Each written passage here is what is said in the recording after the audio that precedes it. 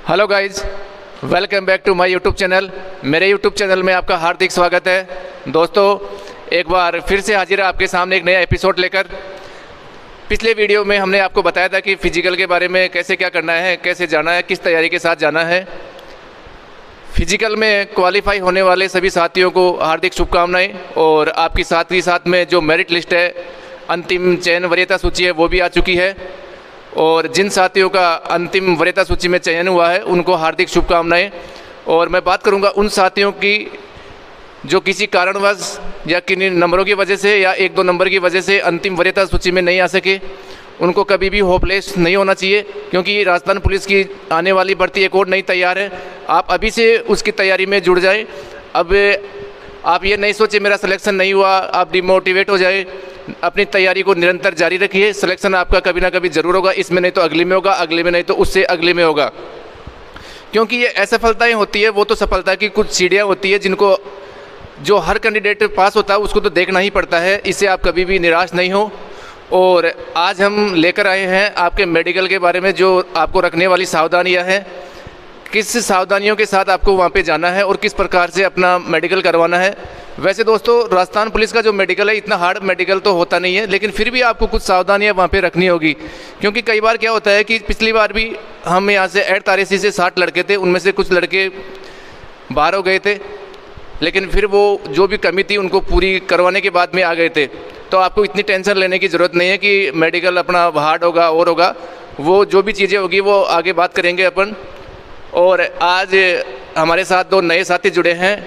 सबसे पहले हैं सोनवीर हनुमानगढ़ से। इनकी एससी कैटेगरी में फर्स्ट रैंक थी। धन्यवाद। हेलो दोस्तों, सबसे पहले सभी को नमस्कार।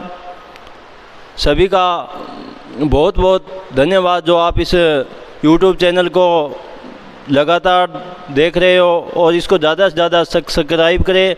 और मेन बात ये है जो मेडिकल की, जैसे कि दिनेश सर ने आपको बताया मेडिकल की बात है, तो मेडिकल में आपसे आशा करता हूं कि आप जब तक आपका मेडिकल हो आप सावधानी बनाए रखें, कोई हार्ड वर्क ना करें ताकि आपको कोई नुकसान उठाना पड़े मेडिकल में। और आपसे एक और निवेदन करना चाहूँगा कि इस राजस्थान पुलिस का मेडिकल है, इसमें मेन कलर विज़न का रोल होता है। तो आपसे निवेदन है कि आप यूट्यूब के माध्यम से या अन्य किसी माध्यम से जो बुक प्रोवाइड कराई जाती है कलर विज़न की, उसको निरंतर देखते रहें ताकि आपका कलर विज़न में कोई दिक्कत ना हो और कलर विज़न को आप क्लियर कर सके।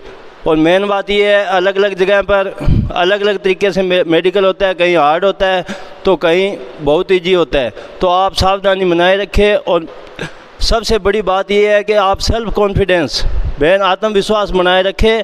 आत्मविश्वास ना तोड़ें कि मेरा मेडिकल, मेरी ये कमी है इस वजह से मैं फेल हो जाऊंगा। तो आपको घबराने की कोई ज़रूरत नहीं है। आप मेडिकल में जाए पूर्ण आत्मविश्वास से। और मैं आशा करता हूं कि आप जो भी सफल विद्यार्थी है, एग्ज़ाम में पास हुए हैं, फिजिकल पास हुआ है, तो वो मेडिकल में भी पास होंगे। धन्यवाद। बहुत बहुत धन्यवाद सर आपका। जैसा कि सोनवीर सर ने आपको बहुत अच्छी जानकारी दी है कि आपको टेंशन लेने की कतई ज़रूरत नहीं है। अपने को सेल्फ मोटिवेट रखें हमेशा कि अपना मेडिकल होगा वो अच्छा होगा। दूसरे साथी हमारे साथ हैं कैलाश जी नानिया। कैलाश जी, आपका बहुत बहुत धन्यवाद जो इतनी ड्यूटी की व्यस्तताओं के बावजूद आपके लिए समय निकाला है। कैलाश जी, क्या कहना चाहेंगे अपने साथियों को, आने वाले जो साथी हैं? देखो दोस्तों, अभी डेंगू का वायरल चल रहा है, उसका थोड़ा ध्यान रखो। इससे फिर आपको अगर डेंगू हो जाएगा तो मेडिकल में फिर दिक्कतों का सामना करना पड़ेगा। जो आप दिनेश सर। कैलाश जी ने भी आपको बहुत अच्छी जानकारी दी है। दोस्तों, वास्तव में अभी क्या है कि डेंगू का थोड़ा प्रकोप ज़्यादा ही चल रहा है। मच्छरों से थोड़ा बच के रहें और कहीं भी बार बार जाएं तो गाड़ी वगैरह का विशेष ध्यान रखें। मोटरसाइकिल आदि हैं जो आप अभी ड्राइव नहीं करें, क्योंकि लगभग शायद 11 तारीख से आपके मेडिकल स्टार्ट है। तो कुछ दिन के लिए आप थोड़ी सी विशेष सतर्कता बरतने की आवश्यकता है आपको। अब मैं आपको बताऊँगा कि प्रोसेस मेडिकल का किस प्रकार से होता है और किस प्रकार से आपको वहाँ जाना है। देखो दोस्तों, ये मेडिकल ही नहीं, वो साथ के साथ में आपका डॉक्यूमेंट्स वेरिफिकेशन भी वहीं होता है और जो भी ओरिजिनल डॉक्यूमेंट है आपसे वहीं लिए जाते हैं। और जो अलग अलग प्रकार के डॉक्यूमेंट है वो आपसे अलग अलग फॉर्मेट में बनवा के वहीं जमा किए जाते हैं। तो सबसे पहले जो प्रोसेस होती है वो आप सभी को एक जगह बुलाएंगे, वहाँ पे जो आपको जगह अलॉट होगी या कोई हेडक्वार्टर होगा या रियर हेडक्वार्टर होगा, वहाँ पे आपको बुलाया जाएगा। फिर वहीं पे आपके जो डॉक्यूमेंट्स हैं वो चेक किए जाएंगे। उसी समय आपकी जो बायोमेट्रिक होगी वो वहीं पे एक बार आपकी फिर से बायोमेट्रिक होगी। वो इसलिए होती है कि कहीं फर्जी कैंडिडेट तो यहाँ पे नहीं आ गया, और वहाँ पे बायोमेट्रिक से आपकी जांच की जाती है, हाँ ये वही कैंडिडेट है। फिर आपको वहाँ पे एक हाथ पे सील लगा दी जाती है। वो इसलिए लगाई जाती है कि हाँ यही वास्तविक कैंडिडेट है, और हॉस्पिटल वाले उसको देख सके हाँ जो वास्तविक कैंडिडेट है यही है, और वहीं से सील लग के इसके आई है। फिर वहाँ जाने के बाद में आपका क्या होगा कि सबसे पहले जो ब्लड सैंपल लिए जाते हैं, क्योंकि ब्लड सैंपल इसलिए लिए जाते हैं दोस्तों क्योंकि जो ब्लड की जाँचें हैं सारी, जैसे ECG है, RBC है, CBC है, जो ब्लड की कंप्लीट जांचें हैं वो क्योंकि नेक्स्ट डेट जो अगला दिन होता है उस दिन आती है, उससे पहले आपकी जो बाकी की फॉर्मेलिटीज़ होती है, बाकी की जांचें होती है वो करवाई जाती है। अब दोस्तों वहाँ पे क्या होगा कि आपको जैसे एक परफॉर्मा दिया जाएगा, परफॉर्मा मैं आपको दिखा दूंगा वीडियो में कैसा परफॉर्मा होगा। और वहाँ पे जो बड़ा हॉस्पिटल होता है वहाँ पे एक डॉक्टरों का पैनल बैठता है जिसे अपन जूरी बोर्ड भी कहते हैं, 3 या 4 सदस्य उसमें होते हैं। फिर वो आपको वेरीफाई करेंगे अलग अलग डिपार्टमेंट में, जैसे कान का हो गया, नाक गला सब ये ENT में आता है, आपके जैसे ECG हो गई, किडनी वगैरह हो गई, ये सब अलग अलग डिपार्टमेंट में। जैसे आप मान लो 30 कैंडिडेट है तो 5 को एक्सरे के लिए भेज देंगे, 5 को ECG के लिए भेज देंगे। ये जांचें सारी आपकी एक दिन में कंप्लीट हो जाएगी, और नेक्स्ट डे आपको जो ब्लड वाली जांचें हैं वो भी मिल जाएगी, और आपका जो मेडिकल है आप फेल हो या पास हो या आपको कुछ चीज़ में जैसे रेफर दिया गया है वो आपको बता दिया जाएगा। रेफर देने के साथ ही आपको टाइम दिया जाएगा कि आप इतने दिन के बाद में अपने जो सिटी हॉस्पिटल है वहाँ से या नज़दीकी हॉस्पिटल है वहाँ से एक बार जो या रेफर में आपका जो हॉस्पिटल लिखा होगा वहाँ पे दोबारा आपको जो रीमेडिकल होगा वो करवाना होगा, और फिर आपको वहाँ पे देखा जाएगा कि हाँ जो आपकी जो बीमारी थी वो सही हुई या नहीं हुई, और फिर आपको अंदर लिया जाएगा अगर आपका जो डिफेक्ट था अगर वो सही हो गया तो। अब दोस्तों इसमें ध्यान रखने वाली बातें हैं, एक होता है इसमें राजस्थान पुलिस के मेडिकल में सबसे विशेष बात होती है आँखों की। आपकी आंख दोस्तों, पिछली बार भी आंखों का मेडिकल हमारे साथ भी बहुत टाइट मेडिकल हुआ था आंखों का। आपकी जो विज़न है वो 6/6 तो होनी चाहिए। अब वो डिपेंड करता है कि हॉस्पिटल में किस प्रकार से आपका मेडिकल हो रहा है। कहीं पे थोड़ा सा इजी होता था लेकिन कहीं पे हार्ड होता है, क्योंकि अब की बार फिजिकल की प्रोसेस भी पूरी हार्ड हुई थी, तो अपन ये नहीं कह सकते कि आपका जो आंखों का टेस्ट होगा वो ईजिली होगा। अब आंखों में देखने वाली चीज़ें क्या क्या होती है दोस्तों मैं आपको बता दूं। सबसे पहले आपका होगा डिस्टेंस विजन का टेस्ट होगा। मैं आपको साइड पिक्चर दिखा दूंगा डिस्टेंस विजन किस प्रकार होता है। आपको साइड में एक पिक्चर होगी, वो उसमें आपको एक कुर्सी पे बैठा के वो क्या कि जो पिक्चर होती है वो आपके पीछे होती है, लेकिन आपके सामने एक शीशा होता है जिससे क्या कि वो डिस्टेंस डबल हो जाती है। अब 6/6 का मतलब कई स्टूडेंट के मन में ये कन्फ्यूज होता है 6/6 का मतलब क्या होता है। दोस्तों मैं आपको बता दूं 6/6 का मतलब होता है 6 मीटर की डिस्टेंस से आपको 6 mm का जो लेटर है या और भी कुछ अक्षर है वो बिल्कुल आपको क्लियर दिखना चाहिए। कितना दोस्तों? 6 मीटर की डिस्टेंस से 6 mm का जो लेटर है या अक्षर है कुछ भी है वो आपको बिल्कुल स्पष्ट नज़र आना चाहिए दोस्तों। इस प्रकार से आपकी आंखों की जांच होगी। और एक विशेष बात, जैसे आपको जैसे राइट आंख है, राइट आंख पे आपको जैसे राइट है या लेफ्ट है, एक आंख से आपको फटवाएंगे जो भी है ऐसे आपको लगाना है। कई बार क्या होता है कि दोस्तों गलती ये हो जाती है कि अपन को इस चीज़ों का जो मालूम नहीं होता है, आंख को अपन क्या है कि बिल्कुल दबा के बंद कर लेते हैं, और जैसे ही अपन को दूसरी आंख के लिए बोलते हैं, जैसे ही अपन इस आंख से अपने हाथ को हटाते हैं तो हाथ में अपने बिल्कुल आंखों के सामने कालापन आ जाता है और अपन को कुछ भी नज़र नहीं आता। तो आपको ध्यान रखने वाली चीज़ यहाँ पे यह है कि अपना हाथ बिल्कुल आंख के ऊपर रखे, हाथ को बिल्कुल टच नहीं करे, आंख को बिल्कुल भी टच नहीं करे। ये हाथ है आपको बिल्कुल ऐसे रखना है ऊपर, आंख आपकी चाहे बंद हो या खुली हो लेकिन हाथ बिल्कुल आपका आड़ा होना चाहिए, आंख पे बिल्कुल भी जोर नहीं पड़ना चाहिए, जिससे ये हो कि जैसे ही आप दूसरी आंख से देखें कि आपको आराम से दिख सके। इस बात का आपको विशेष ध्यान रखना है। ये हो गया आपका डिस्टेंस विजन। इसके बाद में होता है आपका नियरेस्ट विजन। आपको पास में कुर्सी पे बैठा के बिल्कुल जैसे अपने पेपर में जो हिंदुस्तान टाइम्स आता है इंग्लिश में, ऐसी एक बुक आती है वो आपको वहाँ पे लेटर फटवाते हैं। इसमें कुछ ज़्यादा परेशानी वाली बात नहीं है। तीसरा आता है इसमें कलर ब्लाइंड का। इसका आपको दोस्तों विशेष ध्यान रखना होगा, क्योंकि इसमें कई बार क्या होता है कि जो कलर ब्लाइंड होता है जिसके उसको लाल और हरे रंग में जो डिफरेंस होता है वो कर नहीं पाते।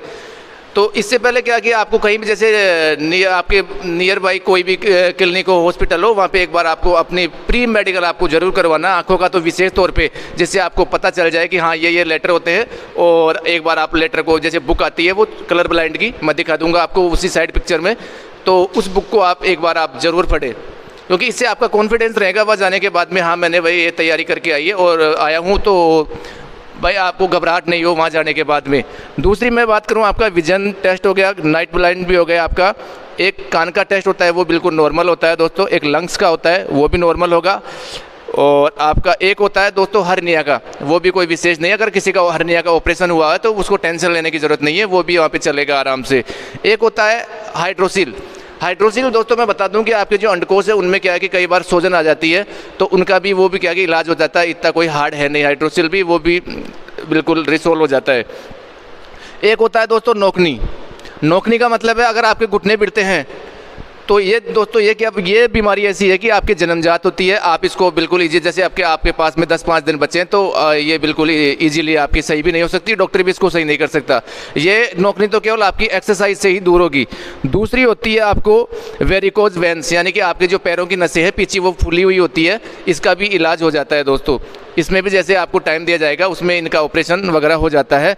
एक होता है भेंगापन। भेंगापन का मतलब होता है दोस्तों जैसे आपको देखना इधर है, क्योंकि फिर आपकी जैसे दोनों आंखें हैं, दोनों आंखों से एक ही जगह बिल्कुल दिखनी चाहिए। भेंगापन में क्या होता है कि एक आंख बिल्कुल दिखती है, एक आंख बिल्कुल सामने रहती है या साइड में रहती है, और एक ही आंख से जो व्यक्ति है वो देखता है, इसे भेंगापन कहते हैं दोस्तों। ये भी एक बार आपको चेक करवा लेना है। और एक होता है दोस्तों फ्लैट फुट। कई बार हमारे साथ में क्या हुआ था कि कई साथियों को फ्लैट फुट में बहुत ज़्यादा रेफ़र किया था दोस्तों, फ्लैट फुट में, और ये भी एक ऐसी बीमारी है जिसको आप इजीली आप सही नहीं कर सकते, तो इसका भी आपको थोड़ा ध्यान रखना है। और एक दोस्तों मैं आपको बता दूं ध्यान रखने वाली बात, कई बार अपने साथी क्या करते हैं कि जैसे ही अपनी आंखों का टेस्ट चल रहा होता है तो वहाँ पे क्या होता है कि जो पिक्चर लगी हुई होती है सामने, उन अक्षरों को क्या है कि फट के चल जाते हैं और उन लेटरों को याद करने की कोशिश करते हैं दोस्तों। आजकल क्या है कि उसे सेलन चार्ट बोलते हैं दोस्तों। सेलन चार्ट आजकल क्या है कि इलेक्ट्रॉनिक आ रहे हैं, तो उनमें क्या है कि जैसे ही डॉक्टर के पास में एक रिमोट होता है या बटन होता है, जैसे ही वो बटन को दबाएगा वो सेलन चार्ट की जो पिक्चर इमेज है वो बिल्कुल चेंज हो जाती है और वो पूरे के पूरे कैपिटल चेंज हो जाते हैं। तो इस चक्कर में भी आपको नहीं पढ़ना, कहीं आप उन्हीं को रट के चल जाओ। एक बार देखना अच्छी बात है दोस्तों, लेकिन उसके भरोसे ही आप नहीं रहें, तो आपको इस बात का भी विशेष ध्यान रखना है। और बाकी चीज़ तो दोस्तों मैं आपको बता दूं 6x6 आपका हो गया, डिस्टेंस विजन भी हो गया, कलर ब्लाइंड भी हो गया, आंखों को जैसे काला पानी है, मोतियाबिंद है, ये सब नॉर्मल चीज़ें हैं, आपका इतनी दिक्कत है नहीं। क्योंकि जैसे किडनी वगैरह की आप 5 किलोमीटर की रेस करके आए हैं तो आप ये बीमारियां तो आपकी जाहिर सी बात है होगी नहीं। और भी जानकारी जो हमारे साथी हैं सोनवीर जी वो आपको बताएंगे और विशेष क्या सावधानी रखनी है, क्योंकि मौसम भी दोस्तों अभी ऐसा ही चल रहा है। सोनवीर जी। सभी दोस्तों का एक बार फिर से स्वागत है इस YouTube चैनल पर। आपको लगातार दिनेश सर इस YouTube चैनल के माध्यम से लगातार सेवाएं दे रहे हैं, तो इनका बहुत बहुत धन्यवाद है। इतनी हार्ड ड्यूटी होने के बावजूद भी आपको सेवाएं दे रहे हैं, तो एक समाज कार्य का कार्य कर रहे हैं। और रही बात मेडिकल की, तो मेडिकल में आपको मोटी मोटी जानकारी दिनेश सर ने बताई दी। बाकी ये मौसम भी थोड़ा सर्दी का मौसम है, तो अपना बचाव रखें। और मच्छरों का प्रकोप बहुत ज़्यादा है, जैसा कि बताया सर ने बताया आपको कि डेंगू वगैरह ये बीमारियां फैल रही है, तो इनका आप बचाव रखें। और रही बात मेडिकल से संबंधित ये बात है कि मेडिकल में आपको पूर्ण कॉन्फिडेंस के साथ जाना है, और किसी प्रकार का एक धोखाधड़ी वगैरह ये चल रही है तो कोई डॉक्टर से ऐसा कोई संपर्क कर, पैसे के चक्कर में, जैसा सर बता रहे हैं, तो पैसे के चक्कर में ऐसा कोई लालच में ना पड़े और अपने पूर्ण कॉन्फिडेंस के साथ जाएं। और आशा करता हूं कि आपका मेडिकल में भी आप सफल होंगे। जिसने इतनी मेहनत की है जिस बंदे ने, तो वो फिजिकल भी पास करके आया और एग्ज़ाम भी पास किया, इतने कंपटीशन होने के बावजूद, तो मेडिकल में भी उसको सफलता मिलेगी।